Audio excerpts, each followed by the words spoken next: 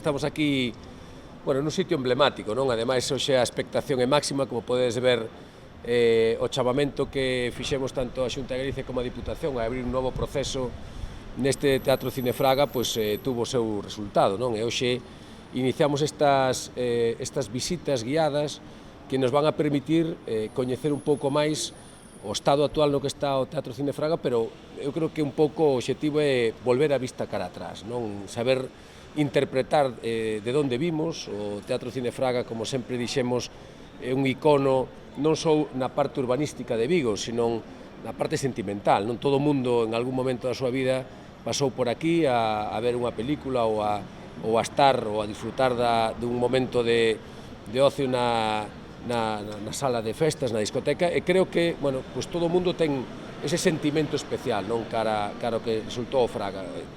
O que queremos e o que buscamos é que a xente volva a recuperar ese sentimento de pertenza a Vigo. O que queremos tanto da Xunta como da Diputación é que este espazo volva a ser un centro neurálxico, sobre todo no ámbito cultural. Non queremos convertir o Teatro Cine Fraga en ese gran referente da cultura, non só en Vigo, sino no norte da península, e para iso, bueno, nos quedan uns meses de traballo, non? Agora estamos ca redacción do proxecto básico de execución, o teremos en uns meses, e a idea é que podamos lanzar a licitación da obra a mediados do ano que ven, do ano 2026. E, mentras tanto, para poder seguir mantendo vivo o latexo do Teatro Cine Fraga, pois poder abrilo ao público con esas visitas que despois Luisa, a vicepresidenta da Diputación, contará un pouco como é o funcionamento, pero esas visitas que nos van a permitir ver esa parte máis sentimental, non, deste proxecto, no que temos